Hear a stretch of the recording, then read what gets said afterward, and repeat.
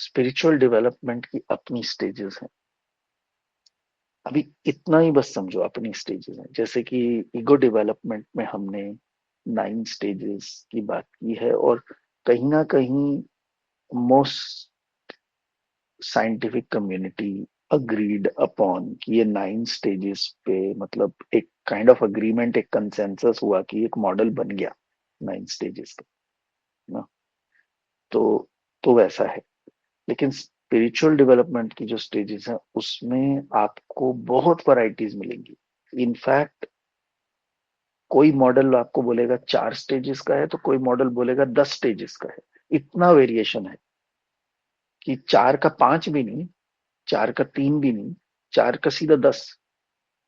तो आपको 10 स्टेजेस भी देखने को मिलेंगी, 5 स्टेजेस भी देखने को मिलेंगी, 7 स्टेजेस भी देखने को मिलेंगी, 6 भी मिलेंगी, 4 भी मिलेंगी। तो इतने सारे मॉडल्स हैं ना इसमें कि यू विल गेट कंफ्यूज्ड।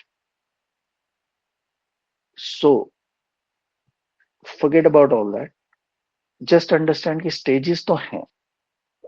कितनी हैं, क्या हैं, वो छोड़ दो, स्टेजेस तो हैं। अब स्टेजेस को हम मोटा मोटा कंसेप्चुअली देख लेते हैं। मैं कोई नाम भी नहीं दूंगा उसको ज्यादा। तो जस्ट एक अंडरस्टैंडिंग के लिए कि जैसे है 9 स्टेजेस में हम बोलते हैं ये प्लूरलिस्ट है, ये स्ट्रेटेजिस्ट है, इस तरह से। ऐसे कोई नाम भी आई आई हैव नॉट, मेरे को जरूरत नहीं है। It's just for the understanding कि हाँ ये ऐसा है, एक आभास के लिए, एक फीलिंग के लिए, दूसरे इंसान के लिए पता चल जाता। तो स्पिरिचुअल डेवलपमेंट जो शुरू होती है, उसकी जो शुरू की जो स्टेज होती है, फर्स्ट स्टेज, वो बहुत ही डार्क स्टेज होती है। Sometimes we refer to that stage as dark night of the soul. तो बेसिकली क्या है ना, the soul goes through a really dark phase, जिसमें आपको कोई बहुत ही एक्स्ट्राऑर्डिनरी ट्रॉमेटिक एक्सपीरियंसेस होंगे, एक्स्ट्राऑर्डिनरी एक्सपीरियंसेस होंगे। जैसे नॉर्मल नहीं, थोड़े नॉर्मल से ज्यादा पेनफुल, ज्यादा डार्क एक्सपीरियंसेस होते हैं जब इंसान को। तो वहां से स्पिरिचुअल डेवलपमेंट की जो स्टेज है वो किक करती है। अब ये ओवरलैप करेंगे आपके 9 स्टेजेस ऑफ ईगो डेवलपमेंट से। तो you could be in any of those early stages, conventional या पोस्ट कन्वेंशनल स्टेज में, जब ये स्टार्ट हो सकता है। कोई जरूरी नहीं है आप प्लूरलिस्ट स्टेज में हो सकते हो, आप अचीवर स्टेज में हो सकते हो, किसी भी स्टेज में हो सकते हो जब you may have a very painful experience around this. तो लाइफ चल रही है, आपका कोई पेनफुल एक्सपीरियंस हुआ, एक एक बहुत ही डार्क फेज आपकी लाइफ में आया, जिसने आपको पूरा तोड़ दिया एक तरह से, स्पिरिचुअली आपको तोड़ दिया। स्पिरिचुअली मतलब जैसे स्पिरिट से, not not from that angle, अंदर से आप टूट गए एकदम। जो होता है ना, वैसा वैसी स्टेज आती है जब इंसान एकदम टूट जाता है, एक्सपेक्ट ही नहीं करता कि ऐसा कुछ हो सकता है उसके साथ। So you hit the rock bottom. In fact ऐसी स्टेज होती है जो, अगर हम इसको क्रूड फॉर्म में अगर डिस्क्राइब करें, तो it is that point in your life जहां पे perhaps people contemplate on suicide, that kind of darkness that come। तो यहाँ से दो ही आउटकम्स होते हैं कि या तो that person commit suicide end game over, या फिर that person is propelled into spiritual development stage, next stage. तो अब वहां से वो इंसान डिसीजन लेता है कि नहीं, मेरे को नहीं करना है। स्टेज तो ऐसी ही आती है जहां पे वो इंसान को वो पहाड़ के नोक पे लाके खड़ा कर देती है कि अब वो यहाँ से नीचे कूदेगा या वापस आ जाएगा। तो स्टेज तो वैसी ही होती है। तो कुछ लोग कूद जाते हैं, कुछ लोग पीछे हट जाते हैं। तो अब जो लोग पीछे हट जाते हैं वो सेकंड स्टेज में पहुंचते हैं। अब सेकंड स्टेज यहाँ पे ऐसी होती है कि जो टोटल कंफ्यूजिंग, कि अब आपने डिसाइड किया है कि आप मरोगे नहीं, लेकिन करोगे क्या? क्योंकि कंफ्यूज तो आप इक्वली ही हो। अभी कुछ सॉल्व तो हुआ नहीं है लाइफ में। बस ये था कि शायद अगर जंप कर लेते तो प्रॉब्लम्स का एंड हो जाता। बट अब तो जंप भी नहीं कर रहे, अब तो आप पीछे हट गए। तो अब क्या? क्योंकि प्रॉब्लम्स तो वही की वही है, प्रॉब्लम्स थोड़ी खत्म हुई है। आपने बस डिसाइड किया कि आप कूदोगे नहीं, तो आप पीछे हट गए। प्रॉब्लम्स तो वही की वही है। So now this person goes on a seeking. उसको ये पता है कि मेरे पास आंसर नहीं है, अब मेरे को आंसर ढूंढने के लिए निकलना पड़ेगा। तो वो इंसान फिर निकल पड़ता है आंसर ढूंढने के लिए।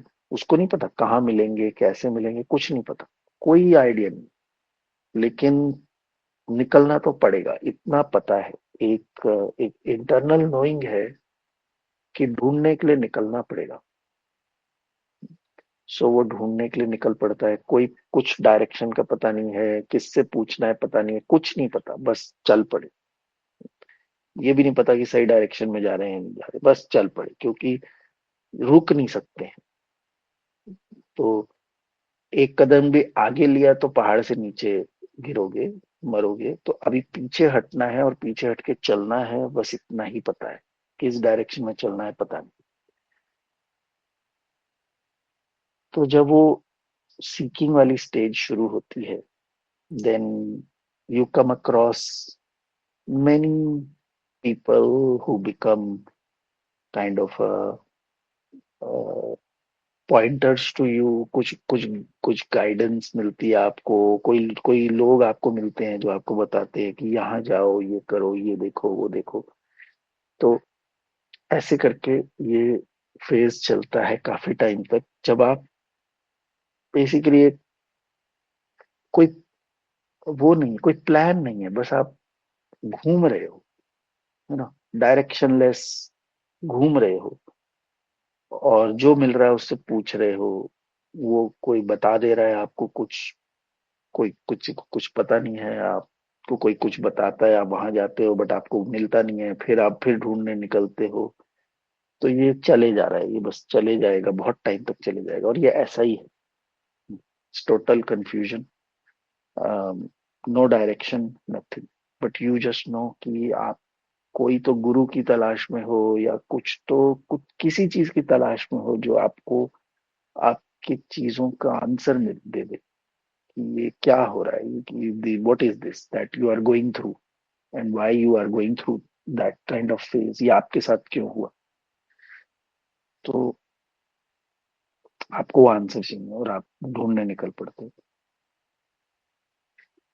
फिर ये स्टेज बहुत टाइम तक चलती है, ढूंढने वाली। फिर नेक्स्ट स्टेज आती है जब आपको कोई मिल जाता है। जब आपको कोई मिल जाता है तो नेक्स्ट स्टेज शुरू होती है वहां से, कि आपको कोई मिला। और वो कोई इंसान भी हो सकता है, कोई बुक हो सकती है, कोई थॉट हो सकती है। कुछ डायरेक्शन मिली अचानक से, अभी तक एमलेस घूम रहे थे, इधर उधर घूम रहे थे एंड ऑल दैट। अचानक से कुछ ऐसा मिला जो लगा कि हाँ, यही तो ढूंढ रहा था। ऐसा ऐसे फीलिंग आई, अभी पक्का नहीं पता यही ढूंढ रहे थे, बट फर्स्ट टाइम ऐसी फीलिंग आई कि हाँ, this resonates, this is something. तो आप वहां रुके। ऐसे फर्स्ट टाइम इतने टाइम के बाद ऐसा फीलिंग आई कि लग रहा है कि कोई सही जगह पे आ गया। पक्का नहीं पता, बट ऐसी फीलिंग आ रही है। तो फिर आप उसको थोड़ा एक्सप्लोर करने लगते हो सकता है कि वो सही हो सकता है कि वो सही ना हो। सही नहीं भी होगा तो एटलीस्ट वो आपको सही की डायरेक्शन में प्रोपेल करेगा। तो अब ऐसा है कि अब ये स्टेज में अब कुछ हाथ में ऐसा आया है जो अब ये लग रहा है कि या तो यही सही चीज है या ये मुझे सही चीज तक पहुंचा देगा।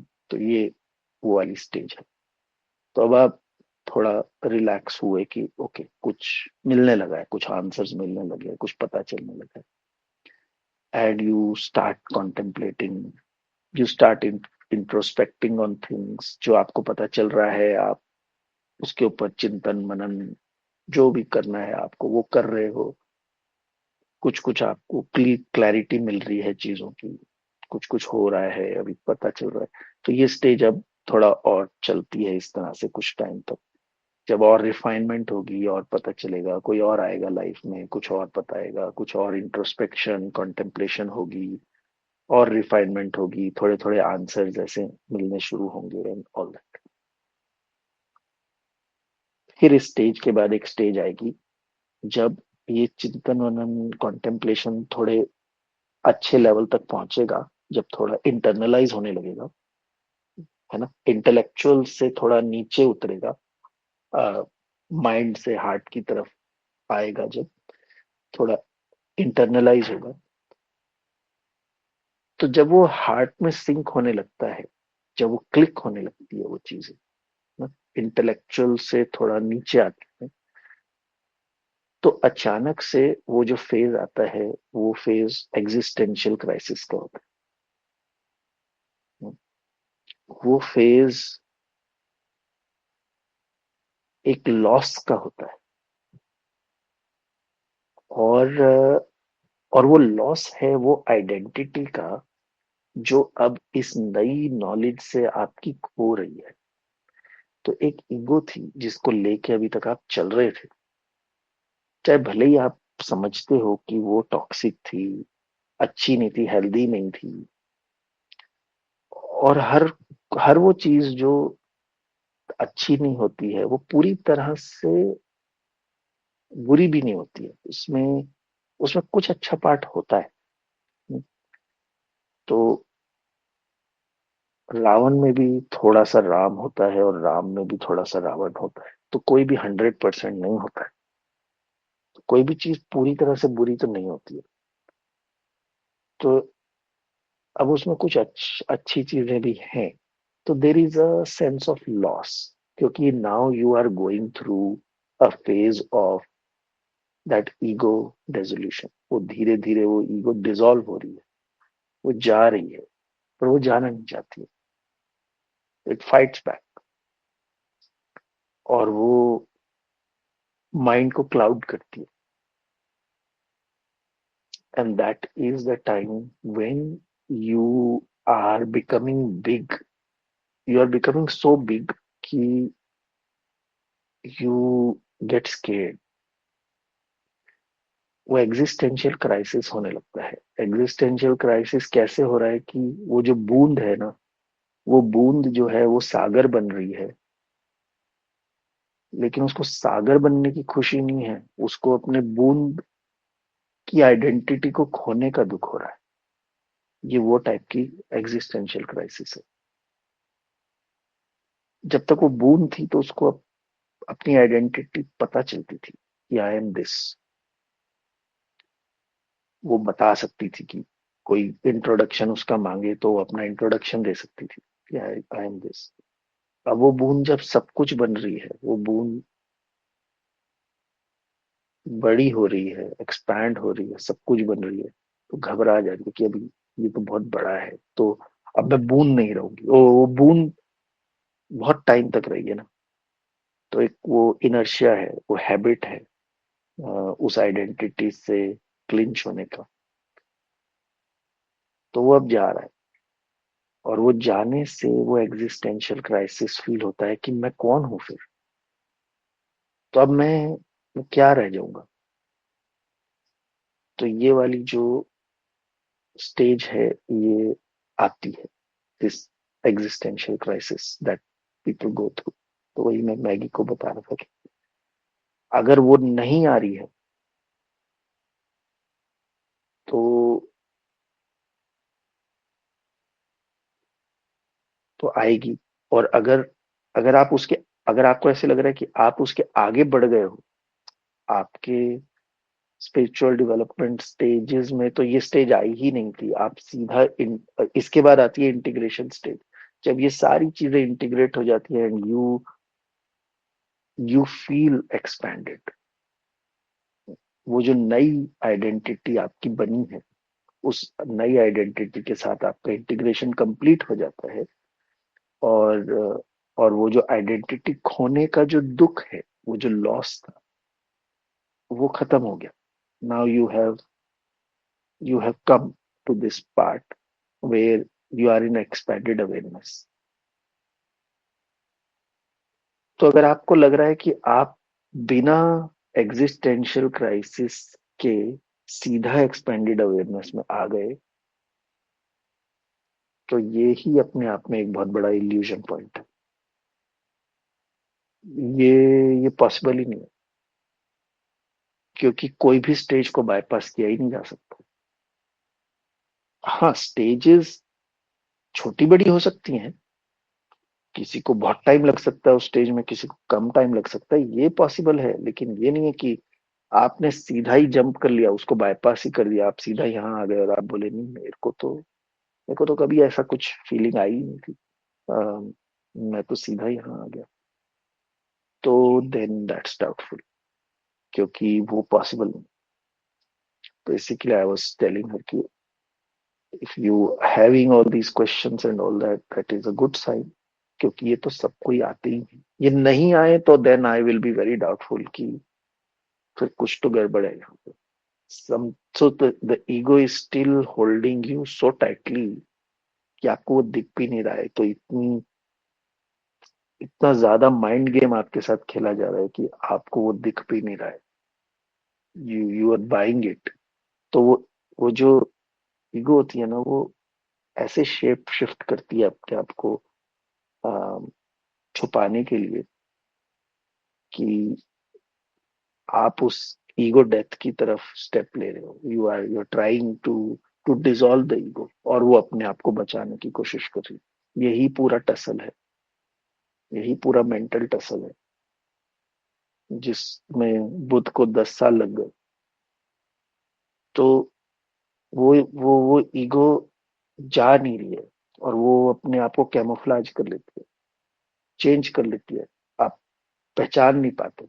आपको लगता है कि आपका हो गया, आपने आपने तो जीत लिया, आप तो आगे चले गए। और वही तो उसकी जीत है, क्योंकि वो वही तो आपको फीलिंग कराना चाहती है कि हाँ, आप जीत गए, आपका हो गया, आप पहुंच गए, आपको तो एग्जिस्टेंशियल क्राइसिस से गुजरना ही नहीं पड़ा। तो यू थिंक कि अरे वाह, बढ़िया है, काम कम पड़ा, जल्दी हो गया, और आप खुश, और आपकी ईगो भी बच गई, वो भी खुश। तो this is how you see so many people who are on a spiritual development path, but हम देखते हैं कि sometimes their ego is far more toxic and unhealthy as compared to someone who's not on a spiritual journey, not on a spiritual development yet। अभी उनकी life में kicking नहीं हुआ है, अभी वो दुनिया में ही फंसे हैं, अभी वो नॉर्मल चीजों में ही फंसे हैं। लेकिन वो इंसान की भी ईगो उतनी टॉक्सिक और उतनी अनहेल्दी नहीं है जितनी सो कॉल्ड ये इंसान जो मंक बन गया है, या जो पंडित बन गया है, या कुछ भी बन गया है, उसकी ईगो आपको उससे भी ज्यादा टॉक्सिक, उससे भी ज्यादा एक्सपेंडेड दिखेगी। That is how it camouflages. और वो उस इंसान को नहीं दिख रहा है, क्योंकि उसके ऊपर तो उसका जादू चला हुआ है ईगो का, उसको नहीं दिखेगा। हमको साइड में बैठे हुए दिख रहा है, हमको बाहर से दिख रहा है, हमको आसानी से दिख जा रहा है। उस इंसान को नहीं दिख रहा है, और उसको दिखेगा भी नहीं। ये ऐसा होता है कि वो मछली है ना, जो पानी में है ना, उसको पानी नहीं दिखता है। वो पानी में ही पैदा हुई है, पानी में ही बड़ी होगी, पानी में ही मर जाएगी। उसको नहीं पता पानी के अलावा क्या होता है। हमें पता है पानी, ये पानी है, हमें डिफरेंस पता है, मछली को नहीं पता। तो इट्स लाइक दैट।